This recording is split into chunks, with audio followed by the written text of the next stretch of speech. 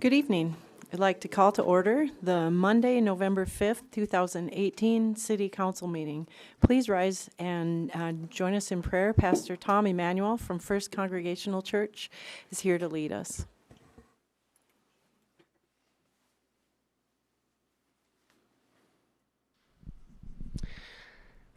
And would you join me in a prayer from the Jewish tradition? Shema Yisrael, Adonai Eloheinu, Adonai Echad. Hear Israel, our God is one God. Ve'ahavta et Adonai Elohecha bechol levavcha ubechol nafshecha ubechol meodecha.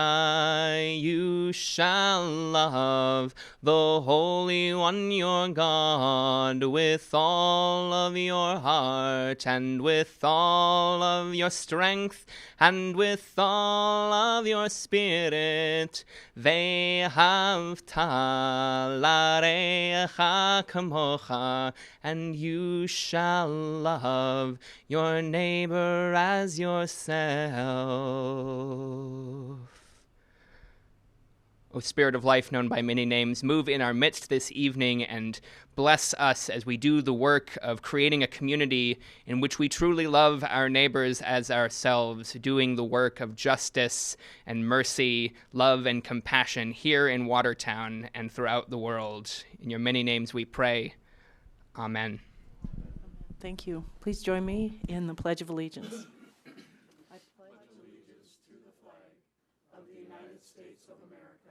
And to the republic for which it stands, one nation, under God, indivisible, with liberty and justice for all. Roll call, please. Okay. Albertson? Here. Bueller? Bueller. Here. Danforth? Here. Wallem? Here. Manty? Here. Roby? Here. Solom? Here. Thorson? Here. Billhauer? Here. Y? Present. Thank you. Full house. All right. The first item on the agenda is approval of the consent agenda. Is there a motion and second for approval? Moved by Solom, second by Bueller. Any discussion? All those in favor signify by saying aye. Aye. Those opposed signify by saying nay.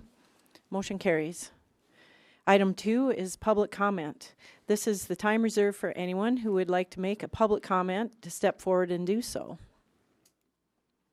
Seeing none, we'll move on. Item 3 is approval of the agenda. Is there a motion and second for approval? So moved. Moved by Vilhauer, second by Manty. Any discussion? All those in favor signify by saying aye. Aye. Those opposed signify by saying nay. Motion carries.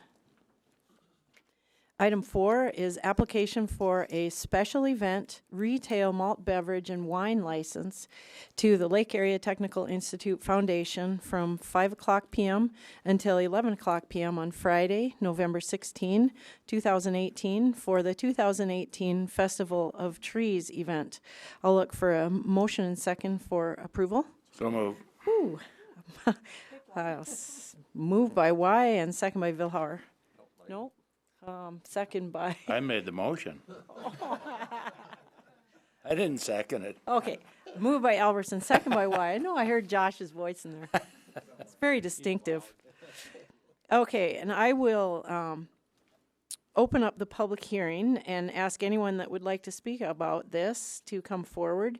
This is the first time we've utilized our new tool to do a special event retail malt beverage and wine license, and we think this is the right way to do it. So we have several people to talk about this. Please state your name for the record. I'm Tracy Lovacek. I'm the director of the Lake Area Tech Foundation. As you stated, will be our third year of holding our Festival of Trees on our LATI campus. It's the hallmark event for Watertown and our foundation. Our purpose of this special application is to request permission to serve wine and beer at the event. We've seen our attendance drop primarily due to attendees feeling they should be able to have an alcoholic beverage at this type of evening event with their meal for the cost that we charge for the event. and it's probably not new to you, but South Dakota Codified Law 35-2-6.1, which passed a couple years ago, actually allows for alcoholic beverages to be served on South Dakota state post-secondary educational institutions, specifically citing fundraising, receptions, conferences, and a multitude of other things. So with me, I have our Vice President, Chris Munger, to talk a little bit about the support the board has for it. I just wanted to also add that in addition, we have many partners at Lake Area Tech that actually produce alcohol. So it'd be fitting to be able to highlight some of those donors and partners at the event that evening. All of the beer and wine has already been generously donated for the event, should it be approved tonight. So there actually is no additional cost to the foundation. We have obtained additional liquor liability insurance for the event, and if approved, we're not going to have anyone under the age of 21 on campus that night. And this event really isn't for our students; it's for our patrons of Lake Area Tech, our supporters. So we ask your approval of the application tonight. Thank you. Thanks, and I'm Chris Munger. Oh, thank you. Chris Munger, I'm a member of the Lake Erie Tech Foundation Board, and we've discussed it at multiple board meetings, and I'm here to support the request and also represent the foundation board in bringing the request forward for your consideration. So we've seen the numbers drop, unfortunately, for the Lake Erie Tech event. For some, it may be a deal breaker, unfortunately, that they would like to have a glass of wine or a drink with their event. For me personally, it doesn't matter. I support it either way, but want to bring it forward for your consideration. All right. Is there anyone else that would like to speak at the public hearing? See none, I will close the public hearing and we'll have some discussion. Councilman Roby? To let the record reflect, I'll recuse myself from this item. Thank you. I will Councilman be Solom? recusing myself also. 2 recusals. All right. Any questions or comments? Councilman Danforth? Mayor, are these, like at this event, is this sold at the event, or is it offered as part of the package when somebody comes? This will actually be included in their ticket price. Okay. Councilman Lallam, did you have a Yeah, comment or question? I just got a couple of questions, and maybe just a concern is one of the things I have is we've been working with our police department and stuff like that to try to curb drinking with our students and things of that nature. I understand you guys are looking at a over 21 crowd, obviously, but I would maybe just put that out there that we're trying to get our students not to drink, and we'll be hosting a drinking event. Generally, this event is not attended by our students. They volunteer at it, and they actually don't usually participate in the supper or any of the activities other than volunteering their time, helping with some of our setup and tear down and things. So we don't anticipate any issues with any students. Will they be serving? No, they will not be.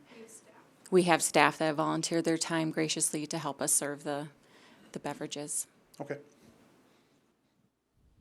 Other comments or questions? See none, I'll look for action. All those in favor signify by saying aye. Aye. Those opposed signify by saying nay. Motion carries. Item 5 is approval of the employee group health insurance plan renewal for 2019 and authorization for finance officer to sign all renewal paperwork necessary. I'll look for a motion and second for approval. Moved by Bueller, second by Danforth, and Kristen, I'll let you explain what this is, please. Okay, thank you, Mayor. This will be the renewal for the 2019 health insurance for all city employees. Last year, when I came forward and requested this, it was asked if we had went out to anybody besides Wellmark, and at that time we hadn't. This time, having a little bit more time to get that completed, we did. We did send out to Health Partners. Their renewal came in 20% higher than Wellmark.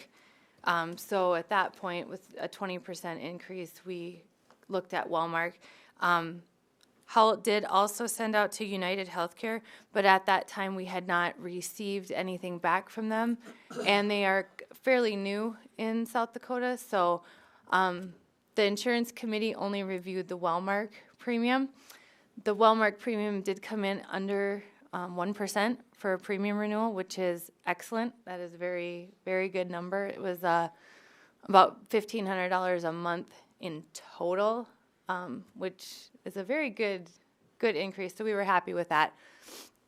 So part of the process to renew the health insurance is it's not just one person making the decision. An insurance committee is formed that is made up of management, 3 representatives from the unions, and then the mayor also sits on that. So during those meetings, a lot of different things were looked at, different deductible plans, HSAs, information like that.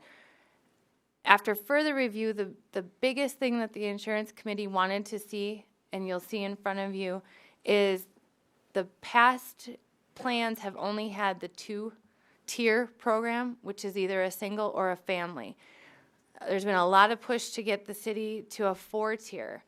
We felt with how good the premium came in, this was the time to look at it.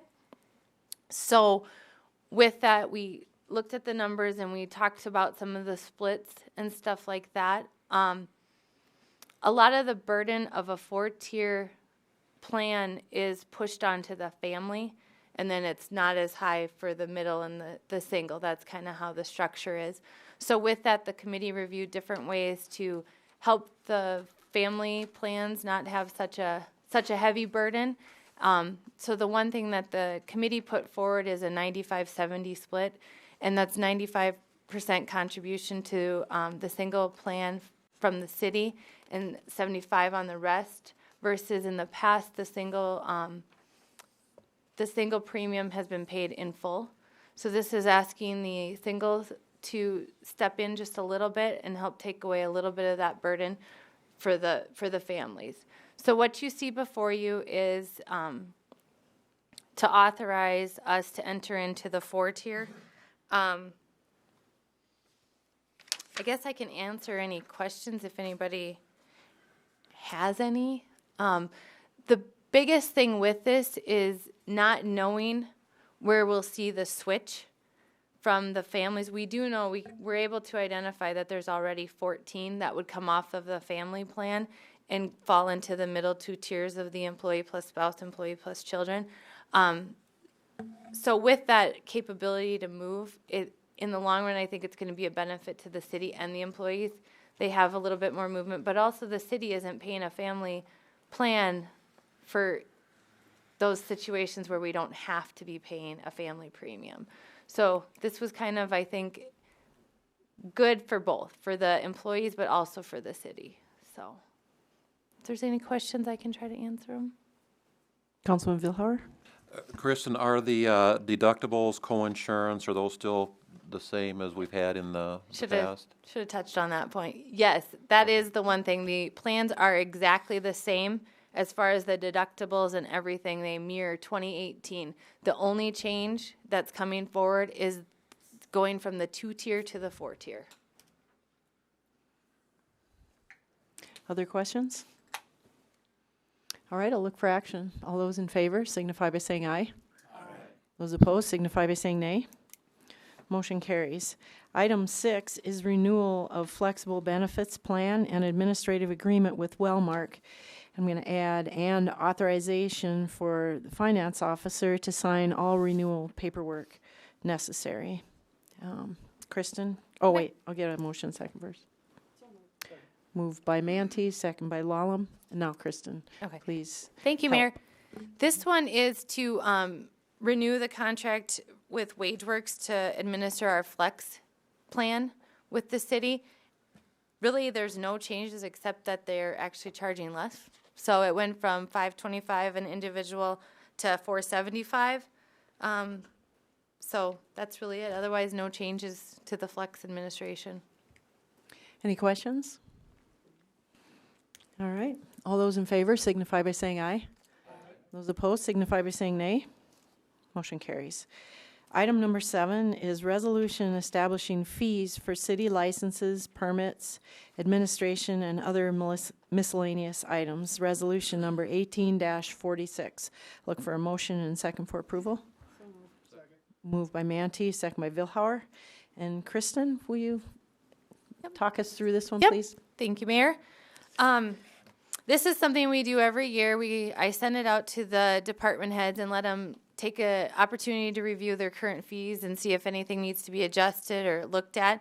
So what I'll do is I'll just run through the items that were added or changed from the last one. So to identify that, under the general section, the research fee of $25 an hour was added. That's something that's new.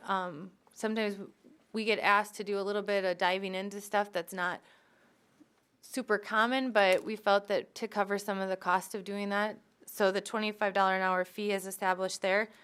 Under the finance, there was just a couple changes. The $200 Sunday liquor fee was removed. That was with the change of the liquor licenses, sorry.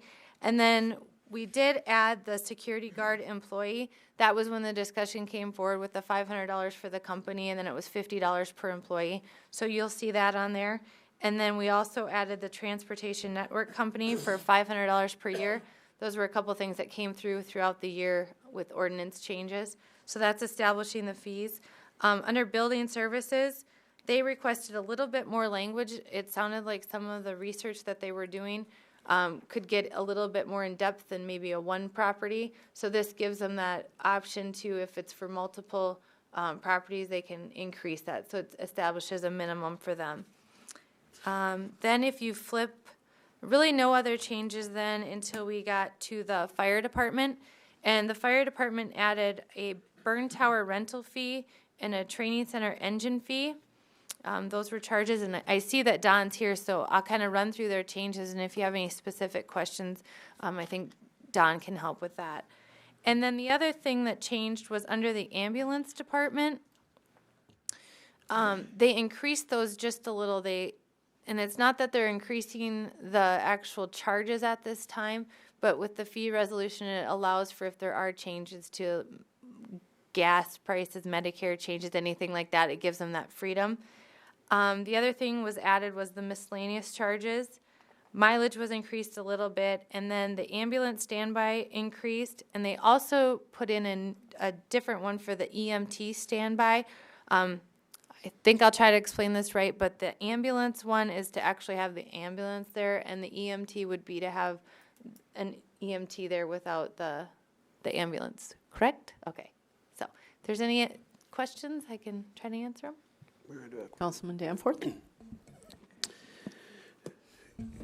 I've probably asked this question in the past, but why do we, some of the examples, we got a gas fitter, we got a gas fitter contractor, we got house movers, there's all of these businesses that are service-oriented that are required to pay some amount for a permit.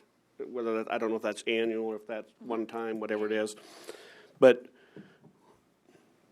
why do we do that? What do we do with that necessitates us to charge those people? I mean, so they come in, do we do some background checks or something that requires us a charge? What do we do with it when we're done? Okay, for some of them, like if we speak of the gas fitter, they actually have to take a test, and the utilities has to approve that they can be a licensed gas fitter. So then it's the city who's licensing them, but the utilities has basically given them a test to say that they can be licensed to do work in the city. So that's part of the licensing, is it helps us, I think, as a city to regulate who's going out and providing some of these services. And these do come before a renewal every year that we do to make sure that they continue to stay up to.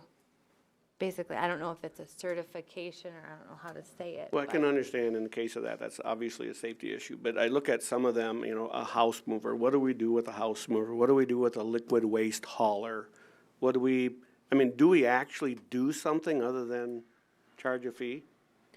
Most of them, Yeah. there is something that's Yeah. done. And then if you're required to get something and you don't, and there's no fee associated with it, it's hard to double the fee if you're getting it after the fact, if your fee is zero. Now, that's been an issue where the people disrespect items that have a zero fee, they think they don't even need to bother to come in.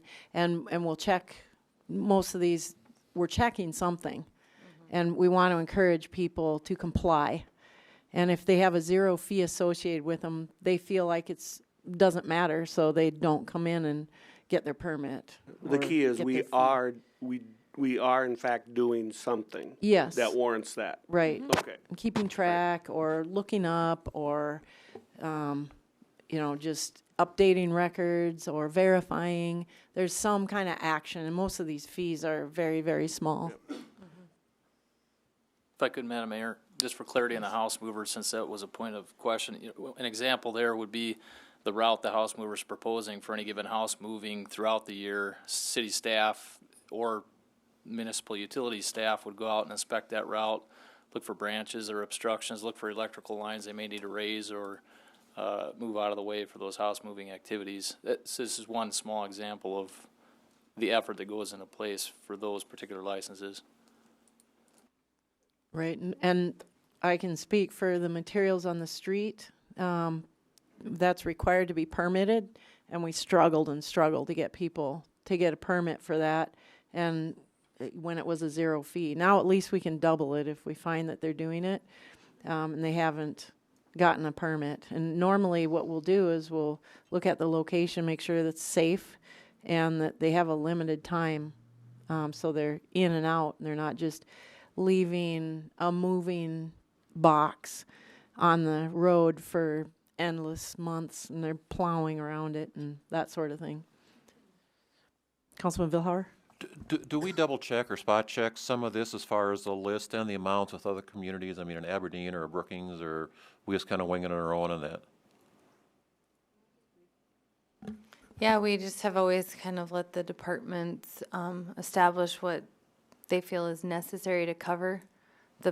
Basically, that's kind of what we're doing too on some of these fees. It's to basically cover the administration cost of doing it, so. I think in the fees that I've checked in the past, we've always been lower than anyone else. Well, I guess that's my point, that are we licensing the thing, charging for the things that we should be compared to other communities out there, and is our fee comparable to other communities? Well, they're not going to be big money makers, even if we double or triple the fees. I understand that. And, I mean, we could, but it really is kind of inconsequential. It's more of a formality to just show that, it is an effort, and if you don't comply, that opens us up to doing some other actions, like doubling the fee, that sort of thing.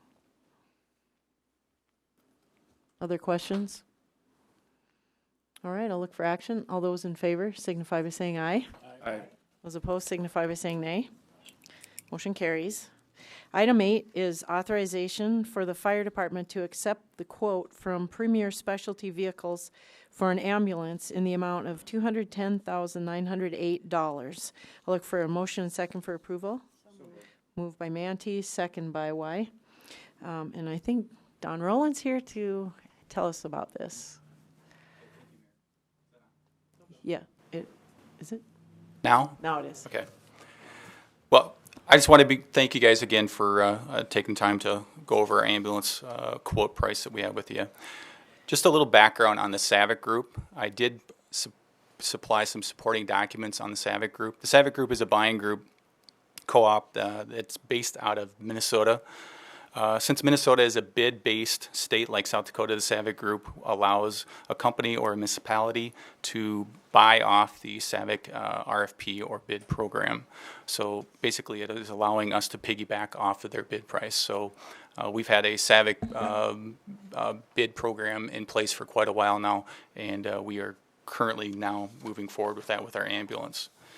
Now, when we asked for requests for proposals through the SAVIC bid group, I think we put that up on the screen. Thanks, Ray.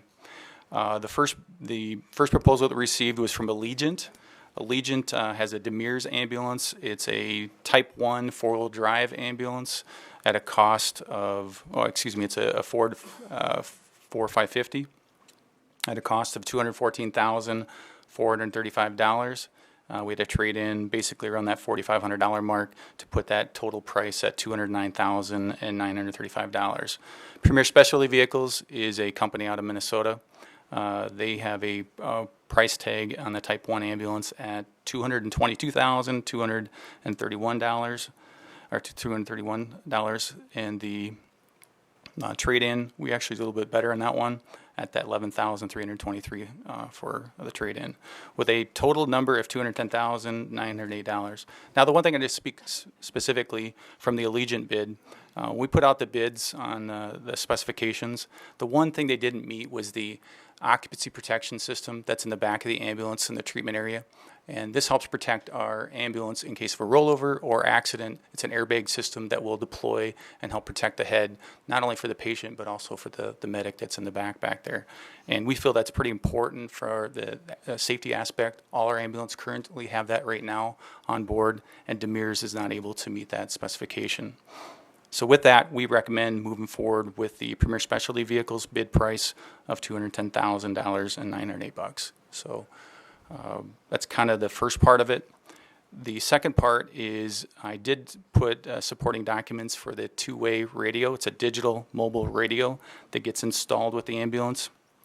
I don't know if you guys know that Two-Way actually is set up shop here in Watertown just recently. Last week they had open house, and they're out of Sioux Falls, but they changed their name to Two-Way now. But they provide a state bid price on the radio of $3,291.23, and that will be part of the ambulance as well.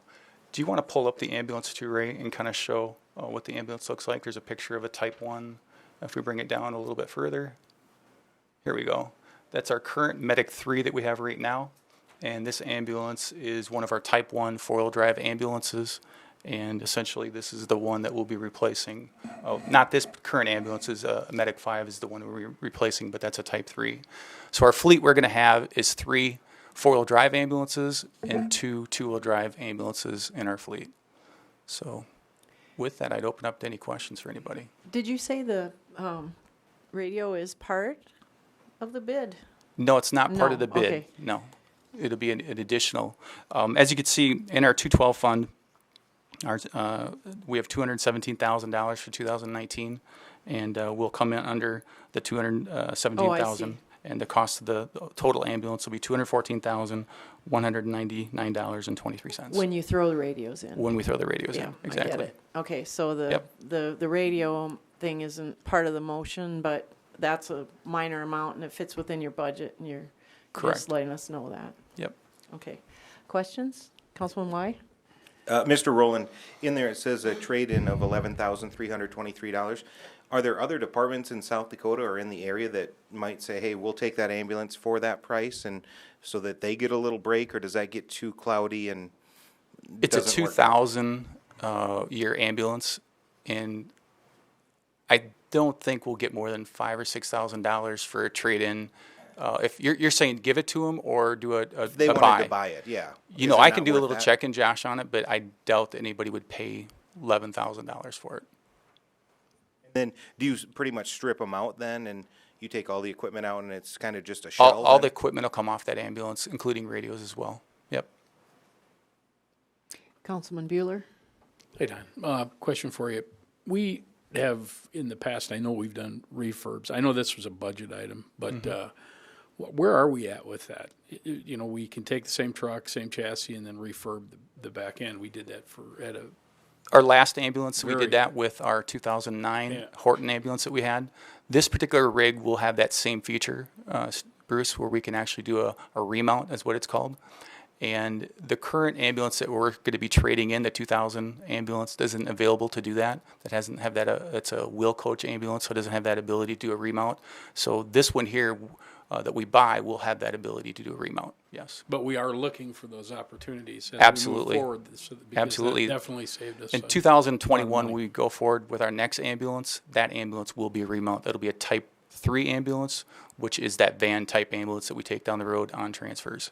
So like I said, we'll have 3 four-wheel drive ambulances, great for the environment that we have here in our country that we live in. And we'll have 2 two-wheel drive ambulances that we'll be using to go back and forth to Sioux Falls. We currently put on about 75 to 80,000 miles a year with our ambulance and our fleet. So we do a pretty good job of managing what we have for our fleet as well. So. Does this come just out of curiosity? Does it have that exhaust capture as well, like we've had on some of the other vehicles? Yes, or no? it'll have a exhaust capture on it. Yeah, Yes. thanks. Yep. Councilman Lallam? Don, where are we gonna be, storing this one? Is this gonna be at the main building or out on, by the airport? This will be at Station 1, and then we'll be doing some moving around with ambulance as well. Yep. Will this be a primary then? This will be a primary emergency response ambulance in So Watertown. the other ones will get shifted down? Yep. Yep, okay. Yep. Anyone else? All right. Thank you, Don. All those in favor signify by saying aye. Aye. Those opposed signify by saying nay. Motion carries. Thank you. Thanks, Don. In the front, though. The front part. Yeah. Don't have a heart I'll attack. give you a personally right.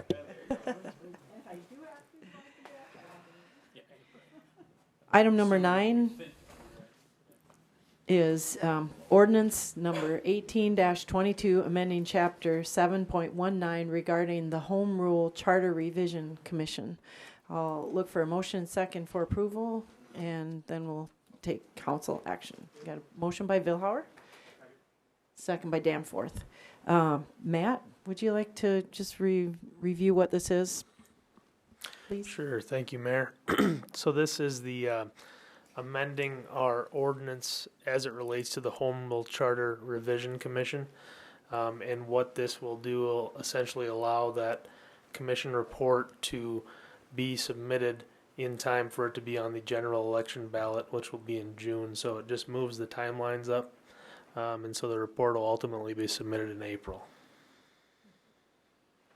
Okay, so the names for the commission nominations should be presented to the city council at the first meeting in December. That will be this year. So hopefully you're all figuring out your names of folks that you want to recommend. That's coming up in 1 month. Councilman Vilhauer? I've got a question on that. Who do we present those? Do we just present them at the council meeting? Do we present them to you? I would say you can present them to me, and I will compile them into a memo to place on the agenda. Okay. So if, to be clear, it will be approved by the council at that meeting, but we'll need it, a week prior so we can put it in the memo and get it published. Councilman Danforth? Matt, is the changing of the frequency of the meetings, is that a home rule charter change or is that a ordinance change? The frequency as in the years between. Right now it's 5 years. We talked about Right, putting so- on even years. Right, so that's actually referenced in the Home Rule Charter. So we will, if the Home Rule Charter Commission sees it fit to change that to 6 years, then we'll have to come back again and make that reflected in the ordinance. Any change to the charter requires a vote of the people, so we'll have to put it on for our election. And we changed the dates so that we had time to put any recommended changes on the ballot for the June election in 2019. So that's kind of the reasoning for having this on the agenda now. Any other comments or questions? All right, I'll look for action. All those in favor signify by saying aye. Those opposed signify by saying nay. Motion carries. Item number 10 is first reading of ordinance 18-23, amending sections 5.0216 and 5.0217 of the revised ordinances of the city of Watertown regarding elevation references to include the lowest floor to be elevated to 1 foot above the base flood elevation for residential and non-residential construction within the floodplain. And there's no action required here, but we do have a handout. There was information in the council packet, and then we got some feedback from FEMA, and so we're making a little tweak to it. And Heath, do you want to say some more about it? Absolutely. Thank you, Madam Mayor. So the The attached draft ordinance in the council packet has been modified, and that is the paper handout that I believe Brandy placed in front of each of you there tonight, and copies to the press as well. I guess the general basis behind this amendment is allowing the city to provide some clarity and some consistency, I should say, with some of the terms of our floodplain management ordinance, and in relation to FEMA's terminology and how those terms are used across the nation regarding finished floor elevations and how that elevation is applied in determining in comparison to the base flood elevation. So I'll just point out a couple quick things. This proposed amendment still maintains what the city of Watertown has always maintained, is to require to be a foot above the base flood elevation. FEMA regulations requires you to be at or above the base flood elevation. So we've always gone on the more conservative side and making sure our structures are protected from flooding to require them to be at least a foot above the base flood elevation. I just want to clarify, this does not change that at all. One reason it's important to point that out is it also does not change, and we've already confirmed this does not change our CRS rating. That's the rating that we receive and what affects the insurance rates that the homeowners and the structure building owners have in this community. This language adjustment will not affect our CRS rating, and subsequently will not affect our insurance rates. So I just wanted to point those two things out as a matter of clarity. But at the heart of this change is we currently reference in 5.0216, that's Chapter 5 of the City Code, where all of our floodplain regulations are housed, that for residential construction, the foot or more above base flood elevation was taken from the top of foundation on which the lowest flooring system rests. So what we're trying to do is strike the concept of this flooring system and bring into our language lowest finished floor elevation, which is again consistent with FEMA regulations and standards and how they apply that throughout the nation. And that's what this text amendment would do, and it would reference that certified elevation that licensed surveyors provide would become an easier reference point for them by taking it from the lowest finished floor elevation and by not including that flooring structure language that's otherwise in there right now. So long story short, it will be make things simpler for homeowners and builders and for projects. If somebody's raising their home out of the floodplain, for example, this does clarify things and make things a little more simpler on the administration of these regulations, being more in line and consistent with the FEMA language. Right. And this doesn't change anything that FEMA requires, doesn't make us more or less compliant with it. Everything's just the same, except for the way that we deal with permitting and our own regulations for new construction of crawl space type of buildings. Doesn't do anything for slab on grade buildings. Just makes it more clear and uniform. Any questions? All right, then we'll move on. Thank you, Heath. Item 11 is the first reading of ordinance 18-24, amending section 18.0101 regarding parking restrictions. And Matt, I will let you explain that to us. Thank you, Mayor.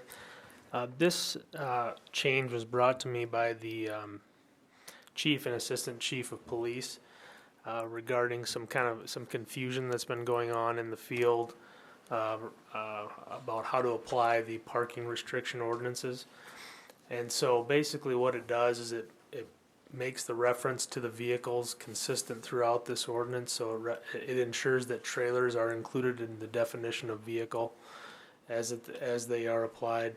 It also removes, you see in subpart 3 there, vehicle over 1 ton from that portion.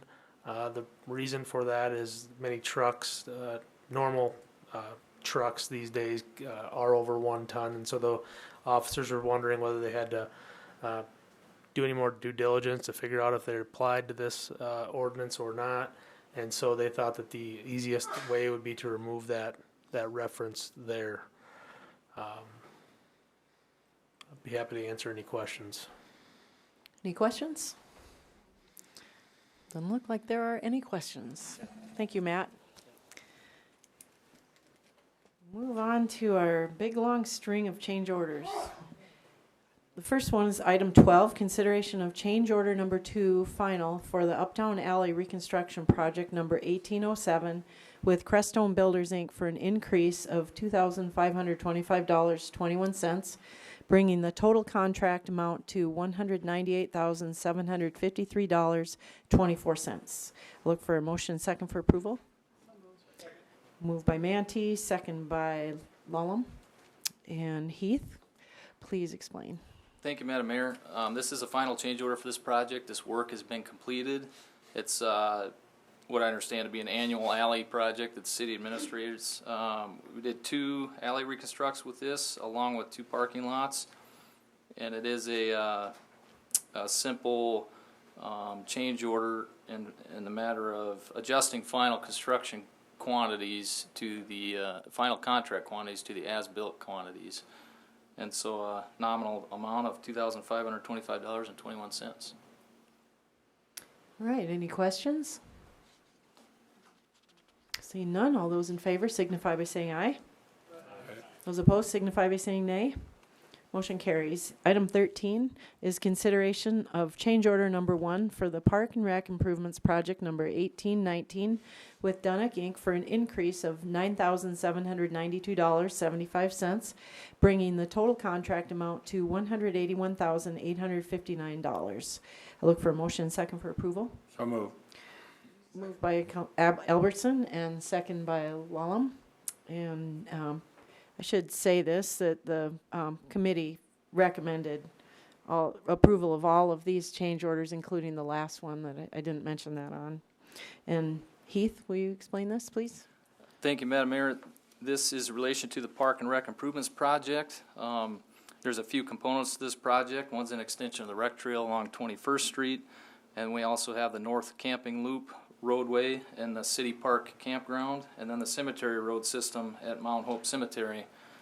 This particular change order is related to the addition of 2 new contract items for geosynthetic fabric and crushed concrete.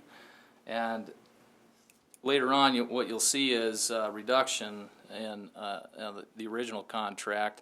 And what we've done is added these 2 components as per the contractor's recommendation to combat and mitigate some pretty wet and saturated conditions on these projects. So they've moved forward with the plan, and we've approved their plan to include fabric and crushed concrete to help bridge some of these wet areas.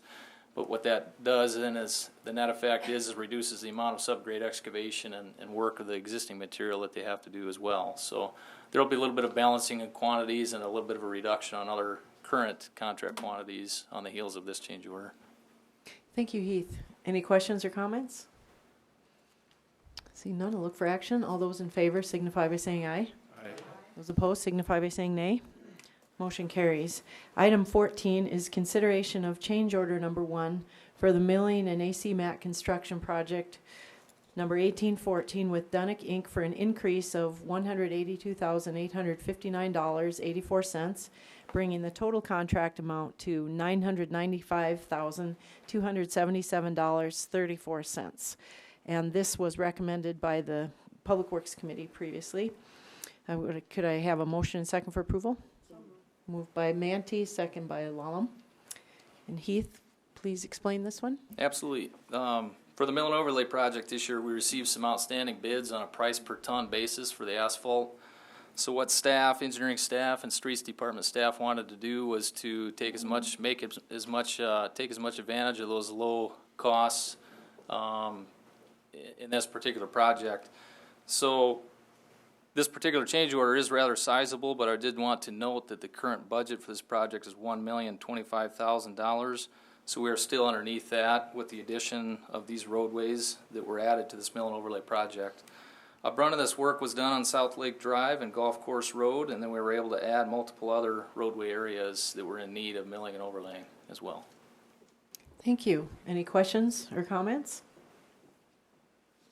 All right, I'll look for action. All those in favor signify by saying aye. Aye. Those opposed signify by saying nay. Motion carries. Item 15 is consideration of change order number 1 for the 26th Street Southeast Project number 1801-D with J&J Earthworks, extending the contract 258 days. And this received the recommendation of the Public Works Committee. Look for a motion and second. Moved by Y, second by Bueller. Heath, please tell us about this one. Certainly. So this is for the construction of the 26th Street East section of roadway that's north of 14th Avenue. This particular change order is for an extension of this substantial completion date. This action comes as follow-up to the discussion from the last council meeting, in that we wanted to ensure that the roadway pavement, the final surfacing, is not compromised, and we wanted to let the grading, the subgrade, and the base course sit through a freeze-thaw cycle. That was not considered in the original design and the establishment of the contract time for this contract, so we're needing to amend it to provide the contractor with a new completion date based on the desires of the City Council at the last meeting. Thank you. Any questions or comments? I don't see any. All those in favor signify by saying aye. Aye. Those opposed signify by saying nay. Motion carries. Item 16 is consideration of change order number 1 for the 13th Avenue Southeast Sanitary Sewer Improvements Project number 1821 with AP & Sons Construction, Inc. for an increase of $2,321, bringing the total contract amount to $140,201. And this also received recommendation from the committee. Could I get a motion and second for approval? Moved by Lallam, second by Bueller. Heath? This project generally is related to lift station improvements, and this change order is related specifically to some electrical equipment that was added to the contract that was also needed in order for the successful operation of the lift station. Thank you. Any questions or comments? All right, all those in favor? Oh, sorry, Councilman Lallam? I was just going to say that this is a project that is, it is a Assessment? project. This is an assessment project, true. Yes. That's correct, and I'm sorry I forgot to mention that on the previous one as well, at 26th Street project. All right, all those in favor signify by saying aye. Aye. Those opposed, same sign. Motion carries. Item 17 is consideration of change order number 2 for the 3rd Avenue Southwest Construction Project number 1806 with Dunick Inc. for an increase of $5,413.76, bringing the total contract amount to $147,612.83. This too was recommended by the committee meeting prior, and a part of this, the curb and gutter part, is an assessment project, but the bulk of this is not an assessment project. I'd look for a motion second for approval. So moved. Moved by Manti and second by Albertson. Heath, want to explain it? Absolutely. This is the second final change order for this particular contract, and it is the systematic adjusting of the final contract amount to match the as-built quantities for the bid items in the contract. Thank you. Any questions or comments? All right, all those in favor signify by saying aye. Aye. Those opposed signify by saying nay. Motion carries.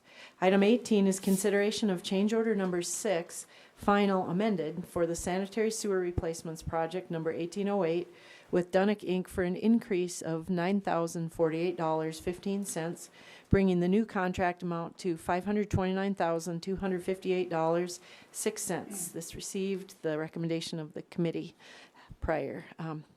Is there a motion and second for approval? Moved by Vilhauer, second by Danforth. Heath?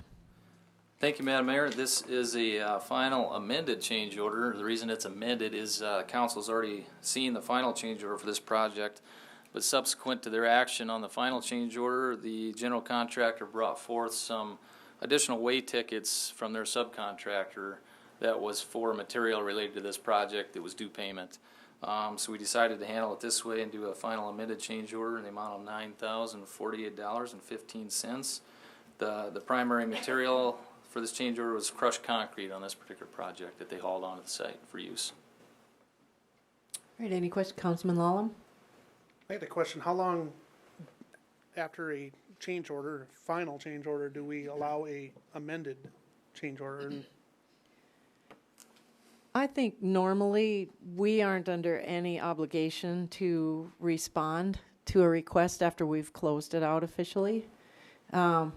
We did officially close it out. I don't know what the communication was with the contractor, but it's a courtesy to the contractor. They made a mistake, didn't give us all the tickets that we could pay upon. So they requested this. And the council could say, nah, we already closed it. Sorry. Speak up sooner next time. But as a courtesy, we acknowledge that they did provide those materials to the project, and had they given them to us earlier, we would have included them in the last change order. So it's, people make mistakes because they're human, and we recognize that. And I don't have an issue with that. It's just more of a question. For Right, my own you're not understanding. obligated. It's, it's a courtesy. Okay. Any other questions or comments? All right, all those in favor signify by saying aye. Aye. Those opposed signify by saying nay. Motion carries. Item 19 is consideration of change order number 1 for the wastewater treatment facility biosolids dewatering improvements, project number 1715, with Swanberg Construction for an increase of $2,220, bringing the total contract amount to $1,065,220. And this did receive the recommendation of the committee. Look for a motion and second for approval. Moved by Lallam. Second by Y. Heath? Thank you, Madam Mayor. This is for the biosolids dewatering project, and in very general terms, what this change order is for is piping upgrades on the project to help with the higher velocities that are required for the dewatering process and these improvements for the project. Any questions?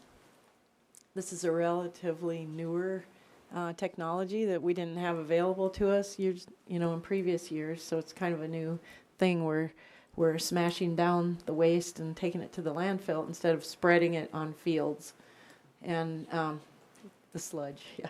We're dewatering it and creating biscuits that we can bury. Maybe that's too much information.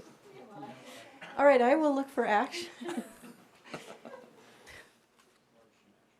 All those in favor signify by saying aye. Aye. Those opposed signify by saying nay. Motion carries. Sorry. I won't ad lib next time. Item 20 is consideration of contract amendment number 2 for the landfill stormwater improvements project number 1818 with Houston Engineering for an increase of $3,720, bringing the total contract amount to $106,020. And this received the recommendation of the committee. I'll look for a motion and second for approval. So move. Moved by Bueller, second by Albertson. Heath? Thank you, Madam Mayor. This particular project generally relates to stormwater improvements out at the landfill, and is less related to the solid waste handling at the landfill, but more just the runoff at the site and how we manage that and mitigate some of that runoff.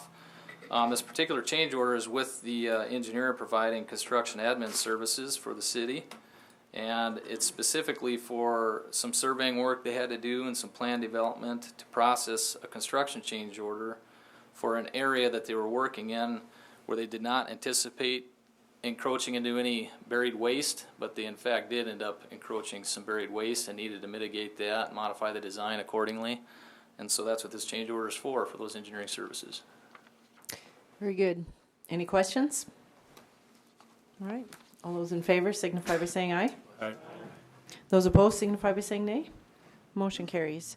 Item 21 is consideration of the annual joint funding agreement with the United States Geological Survey for operation and maintenance of the Upper Big Sioux River flood forecasting system for the period of October 1st, 2018 through September 30, 2019. And this also received the recommendation of the committee. Look for a motion second for approval. Moved by Manti. Second by Vilhauer. Heath? Oh, is this my last one? No, this particular contract's a unique one in fact that it's with the USGS for their water gauging stations that they have in and around the community for the surface water monitoring that they help perform. This is a very critical amount of information that these gauging systems help provide the city in combating and forecasting flooding scenarios and the overall flood forecasting system that Watertown has going for it. The contract amount for this agreement, as far as the city's expense, is $23,330. We did research previous years, and that is pretty close to what we've seen in the last few years. It's gone up a small amount each year as the cost to maintain these gauging systems does go up for the USGS, and they incorporate that rise in maintenance fees and our fees as well. I also just wanted to quickly note that this program that the USGS offers, that these costs are shared not only with the city of Watertown but also with Cottington County and Lake Compasca and DE&R as well. Thank you. Any questions? All right, all those in favor signify by saying aye. Aye. Those opposed signify by saying nay. Motion carries. Item number 22 is update to the personnel policy manual. Now, will we be adopting? So I need a motion second for approval. Moved by Lallam, second by Manti. And we have, well, I'll let Kristen introduce it. Thank you, Mayor. Before the council tonight is the updated personnel manual. It's been through the works for quite a while now. We've had some change, so it's taken a while. I will actually let Audra kind of go through some of the top points. We won't hit everything that changed, but some of the ones that were significant. This, again, is something that a committee is formed. It's a committee of different departments management, along with the attorney, HR. So there's quite a few different groups looking at this. So with that, I'll give it over to Audra, who is the HR coordinator. Good evening, council members, mayor, department heads. As Kristen said, we've been working on this for a long time, and I really appreciate all the work that's gone into it by all the department heads and everybody that's had input. So just to kind of summarize the changes that we've made, I don't know if I want to scroll down here in the document or... The first one is in the general statement of policy incorporating the equal employment opportunity. Basically what we've done is just incorporated all the protected classes instead of what was in there previously to be inclusive. And we've added languages under the for veterans preference language to be consistent with our practice.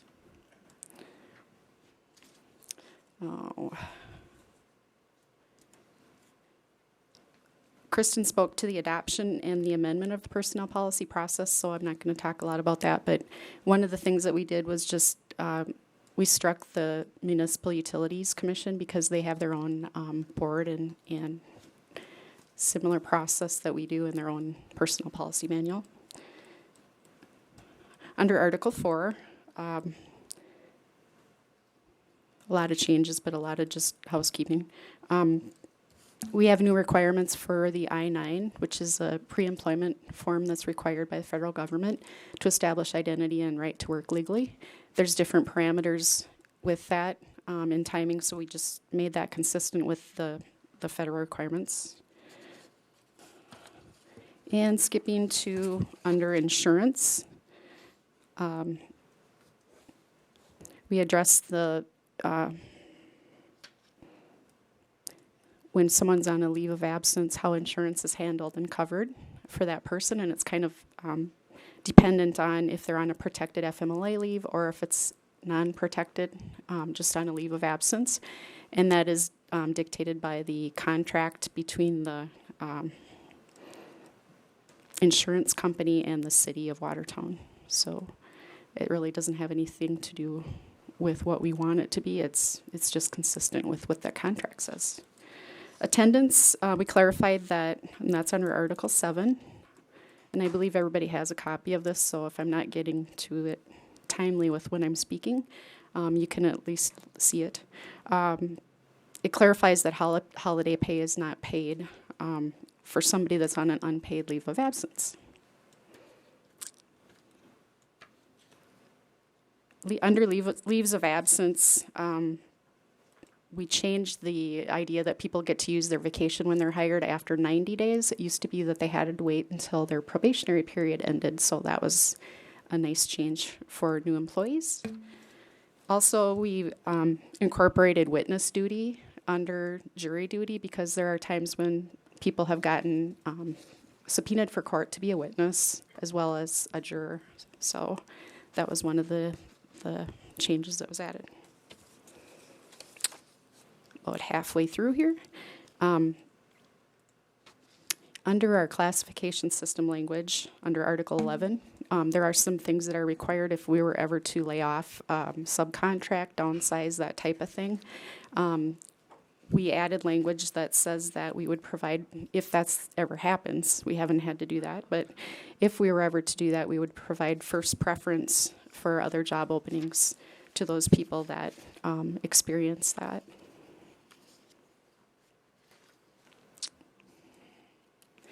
There's a lot of changes under Article 12 for general conduct and appearance. We basically kind of laid it out better so it's easier to navigate around and cleaned it up. But we added some labels like in regards to what the conduct related to. If it's city property and resources, for example, vehicle operations, conduct and behavior expectations. Those were definitely things that needed to be added. The list is not all encompassing, so it's not limited to those things, but just to provide some reference for people. Also, we added political activity to be consistent with some of our provisions in our other documents, such as the Home Rule Charter. Okay, that's Article 12, so I'm not quite getting down to the outside employment. We just basically noted that this language is also consistent with one of our ordinances, 8.0302, number 14, as well as the Home Rule Charter, section 8.01. So just to bring those a little bit more transparency to that. Under travel regulations, this is applying to people that use city vehicles, so when they're in the course of performing their duties. We didn't really have a section just related to that before, so we feel like some of those things are more spelled out.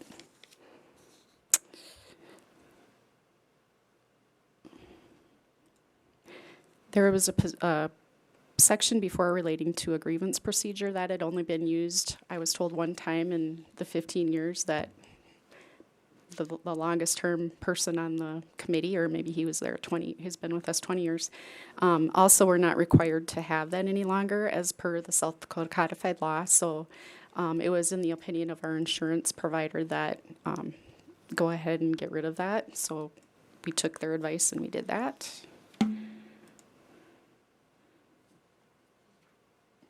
And under separation of employment, we added some information regarding the returning of city property to be consistent with today's times, in meaning that digital information is considered shared property, and some intellectual property emails, et cetera. So we have put processes in place to capture any city-related information. Under our alcohol abuse policy, we made that more restrictive. The language before was really permissive, so we cleaned that up a little bit. Under the Americans with Disabilities Act, Article 18, we added the contact person to be myself instead of the city engineer. Take some work off of Heath's plate. No, and then also under municipal utilities, we scrapped that because they have their own ADA person. Sheila Meninga would be the point of contact there.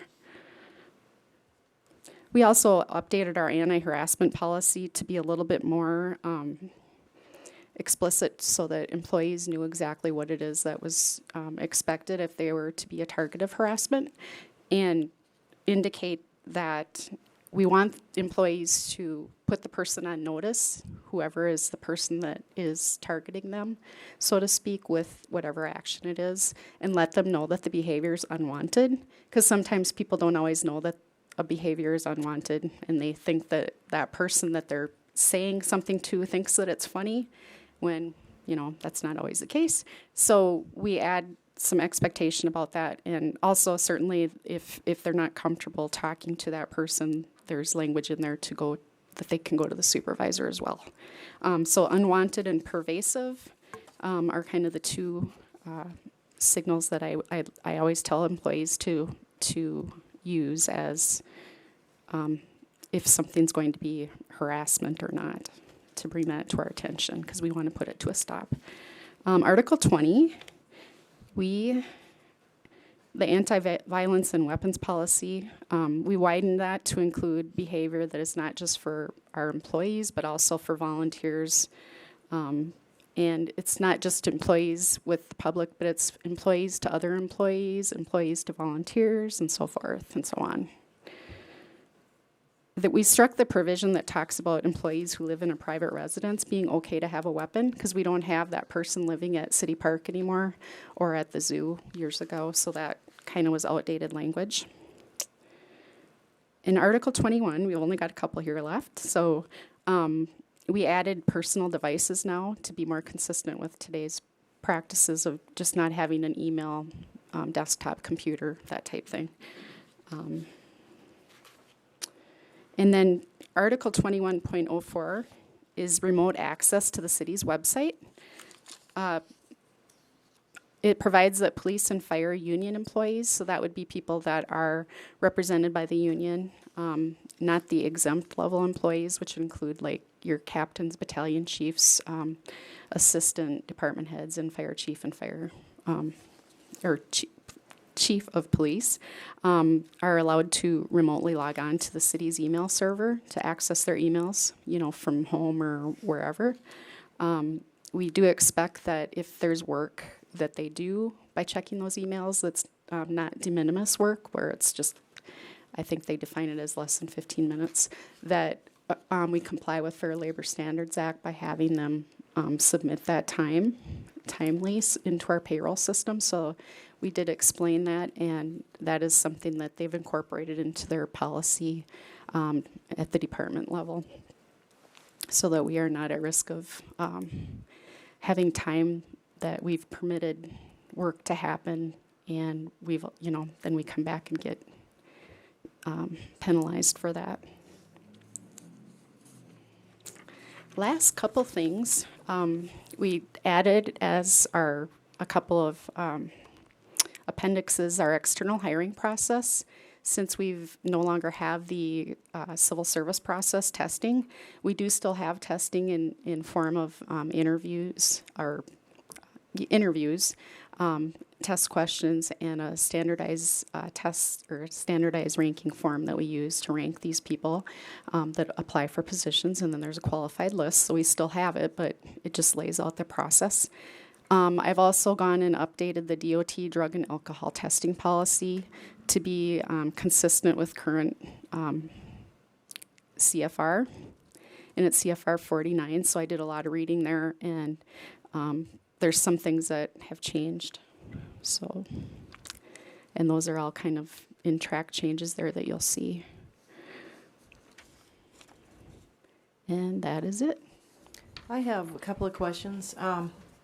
In section 4.04, transfer of employees, there's promotion, transfer, and layoff. Yes. Policy, and the transfer part is eliminated. And just wondering why. That we, from what my notes say here, is that we include the transfer from from one job classification title to another classification title of equal rank. So that the other one is relevant to promotion, which goes from a lower classification grade to a higher. So how are transfers handled? If there's an opening for a level 4 in one department, can someone, before it's open to the public, can a person apply? Yes. For a transfer? Yes. And where's that covered? We right We've already now, gone through the city's process, and it'll save us having to advertise and. yeah, right now we do, we do advertise it internally, so we do receive applications for internal people that are at the same grade level as the position being posted. So we typically would interview them after, because the promoted people would have first. So And this would be a transfer applying. wouldn't go through the internal, or it would? It would, yes. We would consider. Audra, I don't think that's true, is it? Haven't we decided that the That's- transfers would go in with the, transfers would not receive any sort of special treatment? Currently, we're in the process of negotiations, so Well, this no. this relates specifically to city positions that are not in the union, which are very few. So, This is only for non-union? yes, the Right. personnel policy only applies for non-union. Really? Right.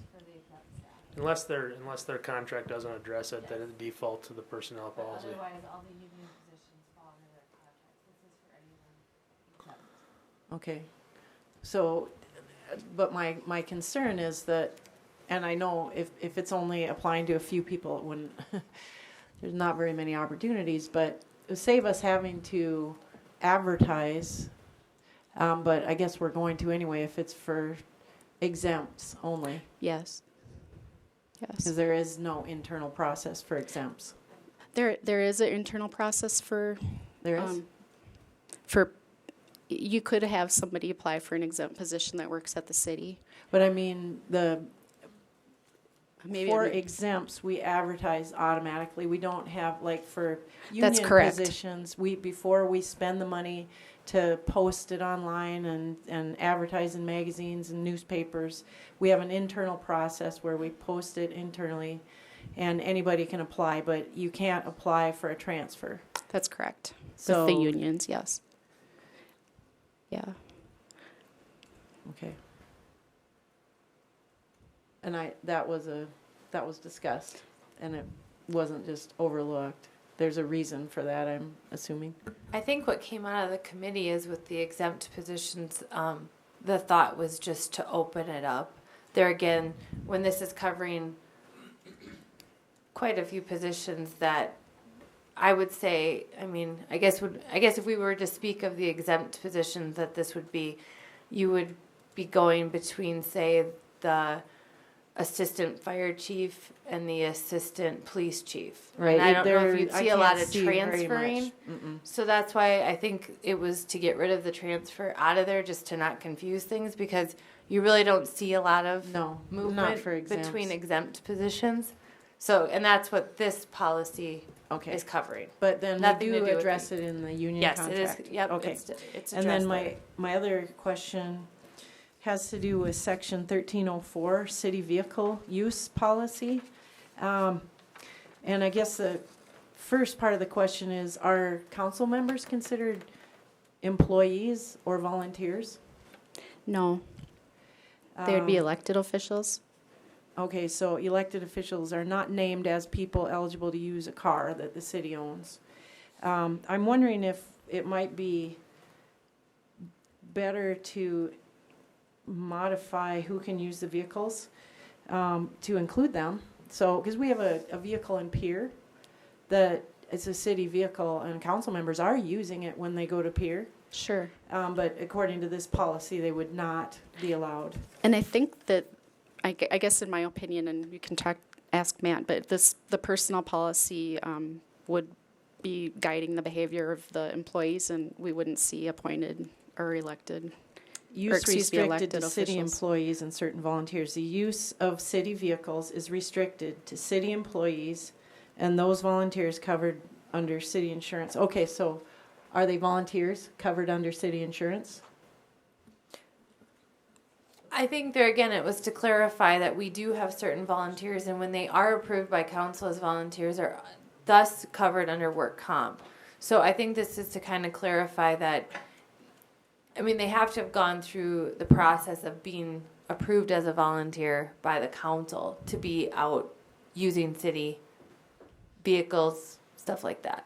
Could we and another thing that I've been talking about with Matt on this, is expanding the use of that city-owned vehicle at the airport in Pier, which doesn't get much use. And when I've used it on several occasions, the battery's been dead because nobody's driven it for a long time. It would be beneficial to us to allow that vehicle to get more use, and it would be extremely beneficial to other, like, public employees to use it if the council could maybe authorize that. So we could say, unless authorized by city council. I would highly recommend that. For instance, LATI folks go to Pier quite often, and I would have no problem whatsoever with allowing them to use our vehicle, or state employees who travel from Watertown to Pier, or, you know, they would have to get clearance through us. But I think I don't want to restrict it to only city employees and volunteers. And most of these changes that we've suggested are results of suggestions from our insurance carrier at the South Dakota Municipal League. So, and I don't know that they're thinking about that. A car posted at an airport, that's a very specific thing that probably doesn't happen very often. And I mean, what do you think, Matt? Is this something we should address in the policy manual? Well, typically with I know, but it's saying in here. Right, if you, But this is just for personnel. So if there's a separate policy, sorry, Matt. But this policy manual is really just in regards, it's not in regards to how we want to treat the car in Pier. This is for our employees. This Okay. is how we handle our employees. So in regards to that, if we want to do something with the car in Pier, I think we would be able to handle that through a separate policy of more of a car policy. Okay, something but like I'd that. want to be clear for employees as well. Generally, only City of Watertown employees shall be passengers in city vehicles. And I also have an issue with that. As a, you know, we have transported contractors, engineers, consultants, and as a city employee, I have done that in my past. And this would tell me, no, I can't do that. And I don't know that, did they consider that when they were reviewing this? Did that come up? Because I don't think we want to restrict that necessarily. I caught the tail end of these discussions as well. This stuff has been going on for 2 years, so I didn't have a whole lot of input.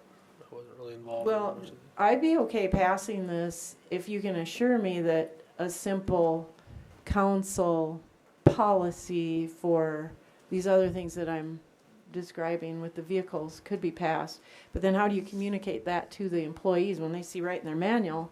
They can't take me. I'm an elected official. I'm not listed as somebody authorized to ride in a city vehicle.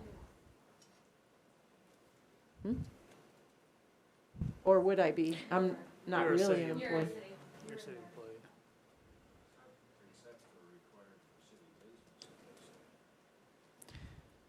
Yeah, okay. I just want to make sure we're not forgetting a bunch of stuff. And I have been, I mean, I've gotten many requests to use that vehicle in Pier from officials from LATI, and I think that's a good idea, but I recognize I'm just a person. I would think that the council could authorize certain individuals to use that vehicle, and if that will be covered elsewhere, then I'll just drop it. Yeah, we would just need to add any. I guess we'd have to talk to our insurance carrier is the bottom line. I mean, if you have a commercial insurance, auto insurance policy, you just have to add all the drivers to the policy. So if we can add, and have a waiver that they would sign that says our insurance will, can we do something like that?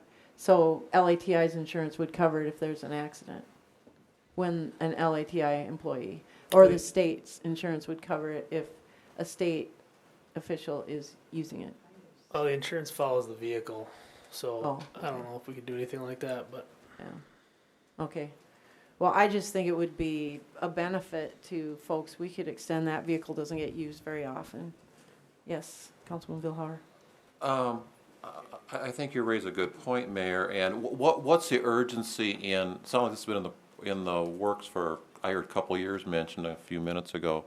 I mean, I'd like to get this fleshed out and make sure that we are saying what we want to be saying and that we're covered from a liability. So I mean, can we table it for tonight and flesh this out a little more and bring it back in the near future? Or is there some sense of urgency as to why this needs to be passed now? I think if there's parts that there's concern about, we can pull those out and not, but I would hate to see, I mean, I can't say what to do, but I mean, there's a lot of work that went into this, and if there's one section that isn't meeting the go-ahead, if we would pull that out, otherwise a lot of it, like I said, this has been a long commitment. Yeah, I'm not suggesting, I mean, I'd say bring it back the next council meeting.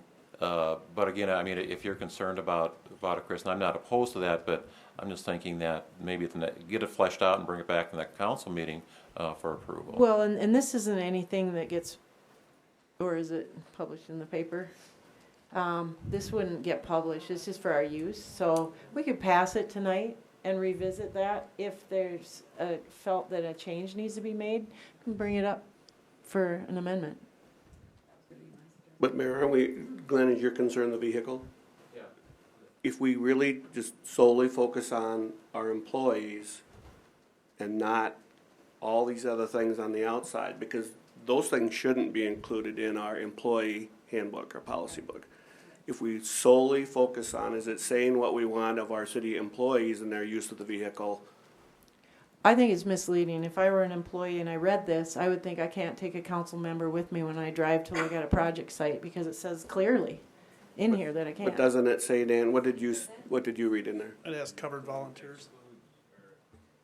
Use your mic, please. Where?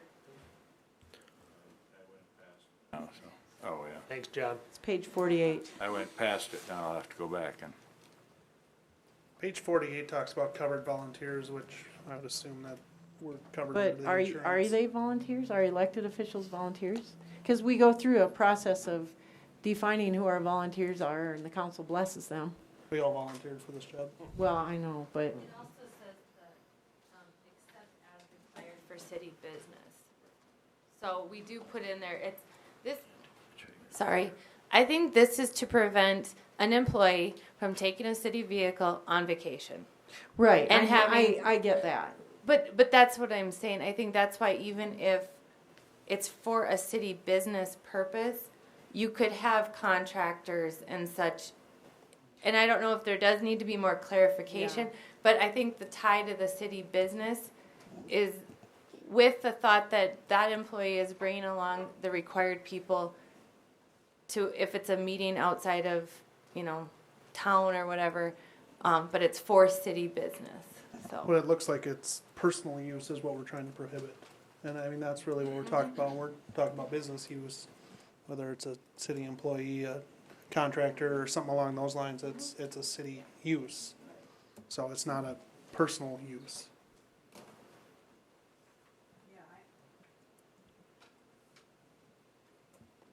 So, right, and I mean, if is anybody else in favor of even considering using that, allowing use of that one city vehicle for non-city business? Well, but Mayor, isn't it, That's you talking about the one in Pierre?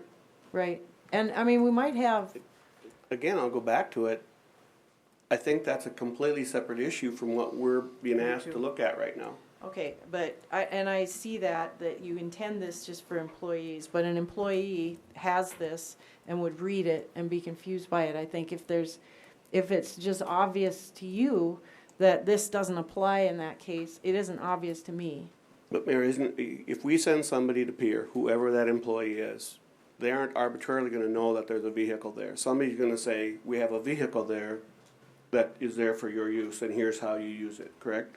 But they can't pick up John because Yes, they can. but I mean, it's If- not if it- obvious to me that he's a volunteer. You're telling me he is, but when I read But it this. says for other, for city business. I think the key terms, my interpretation, for whatever it's worth, under 1304, Part 3, it restricts family members, minor children, non-employees, except as required for city business, are prohibited from riding in city vehicles. That would lead me to believe that non-employees that are part of city business can ride in a city vehicle. Can they drive it?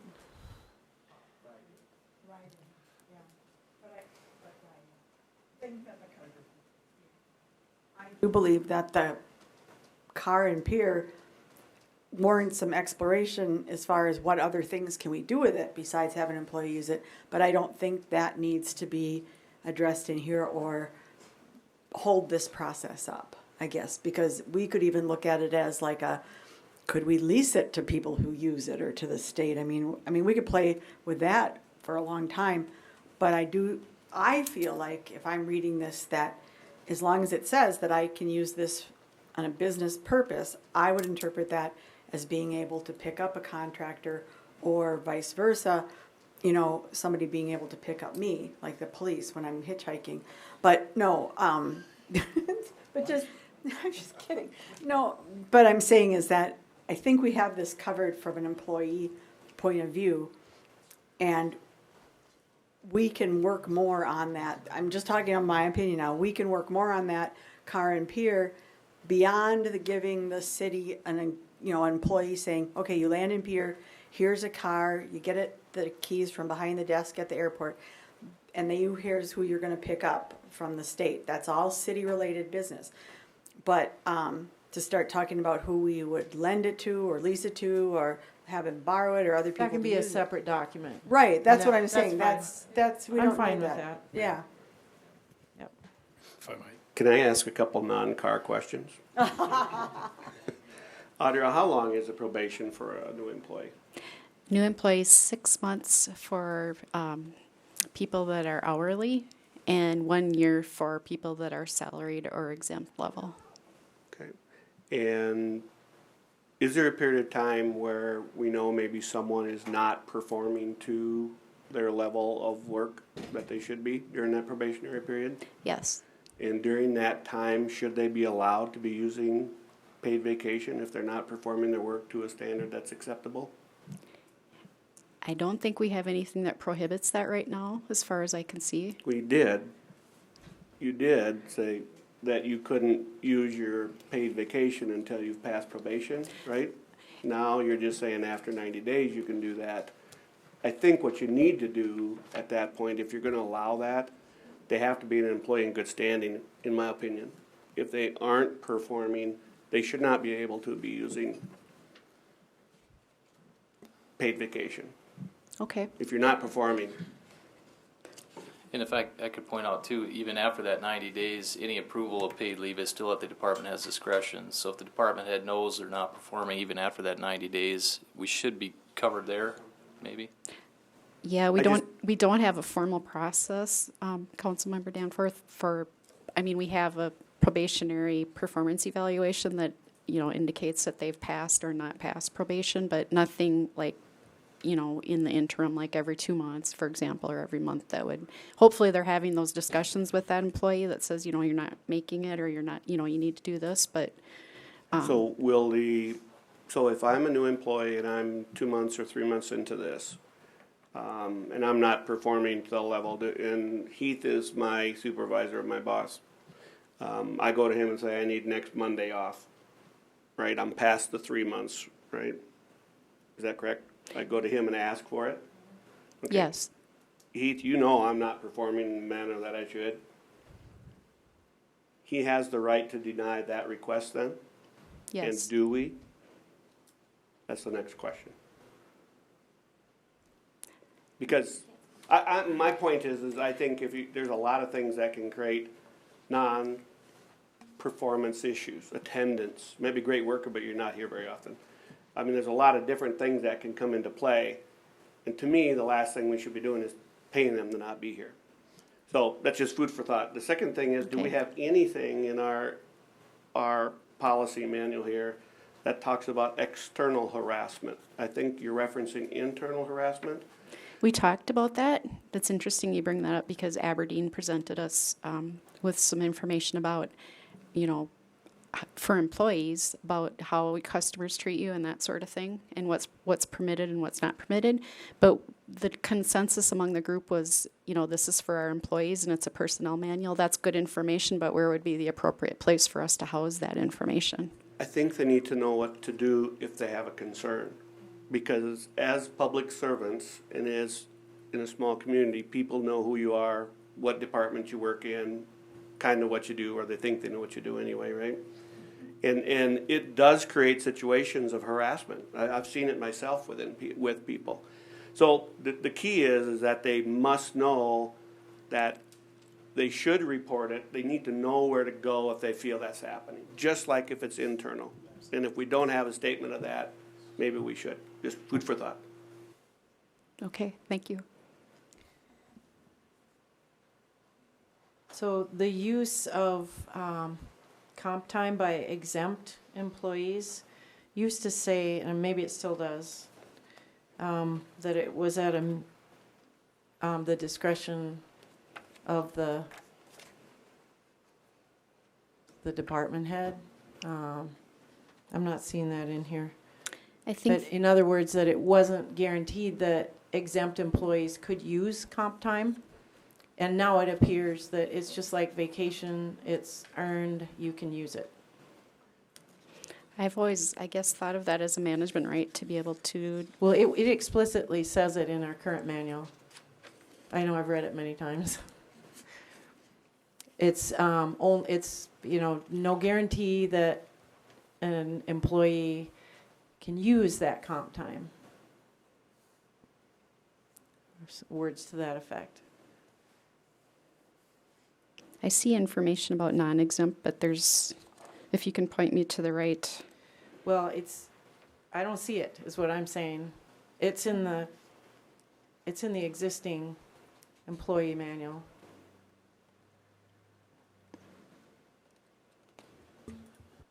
I just, I know from personal experience that comp time was not guaranteed, that people, exempt employees such as, department heads, assistant department heads go to a lot of meetings outside of regular work hours and accrue a lot of time over 40 hours some weeks.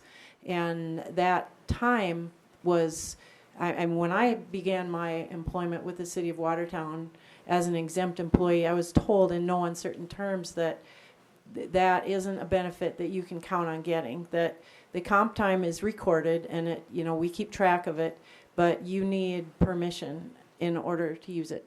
We're obligated, Mayor, as well, to if it's an hourly employee, because it's in lieu of getting overtime for somebody that's hourly, we're obligated to give them that comp time. So I would see that a little differently. Hourly, but for exempt, Kristen. Okay, if you're referring to how an exempt employee could use the comp, page 25 at the top actually speaks to that. And that's where it has that's it. The 3 consecutive days has to be, So Maybe it does regulate the comp use. Okay. Accrued exempt comp time may be taken off by the employee at a time mutually agreeable with the supervisor during the employee's regular working hours. Okay. The city has no obligation to cash out exempt comp time, nor is the city obligated to allow the employee to use exempt comp time accrued. That's what I was referring to. It's still in there. I didn't see it, but it's still there. Mayor, can I ask a question on that? Yes. Haven't we in the past paid out the comp time? We have not?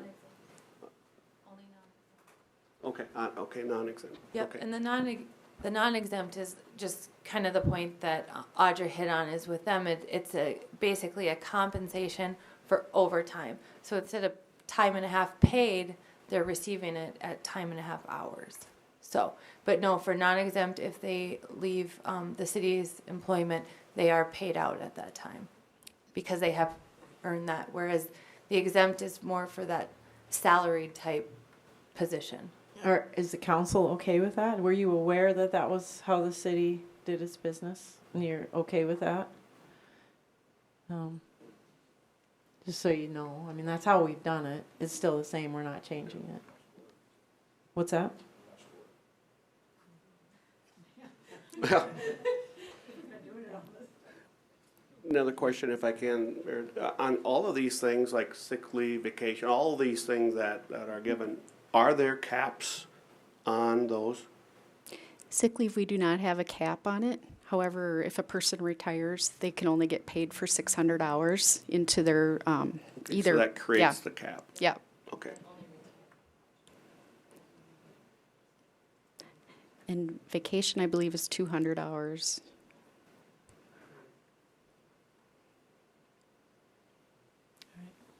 Any other questions or comments?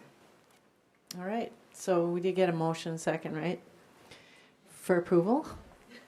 All those in favor signify by saying aye. Aye. Those opposed signify by saying nay.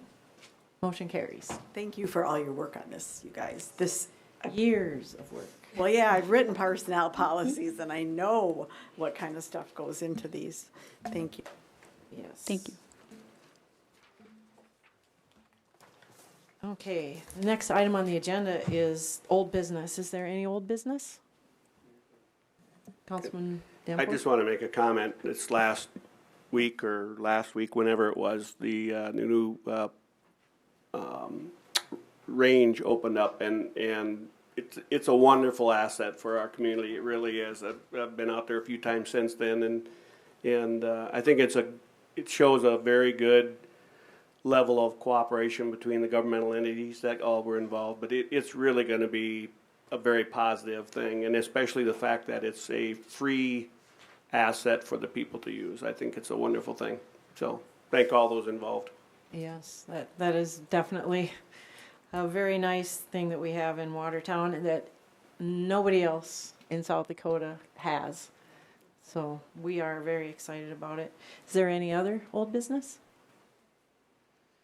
New businesses next on the agenda. I would like to point out that the city is planning to hold an informational tax presentation, and Kristen's been working on that with Councilman Roby and with me, and we think it's a really good time, an opportune time to talk about how the city gets money to do its business. How we do budgeting is something that I've wanted to visit, and the purpose of this presentation will be to just show the facts, what we collect and the limitations on its use, and how we currently use it, how we budget, and just lay it all out there for anyone who wants to hear.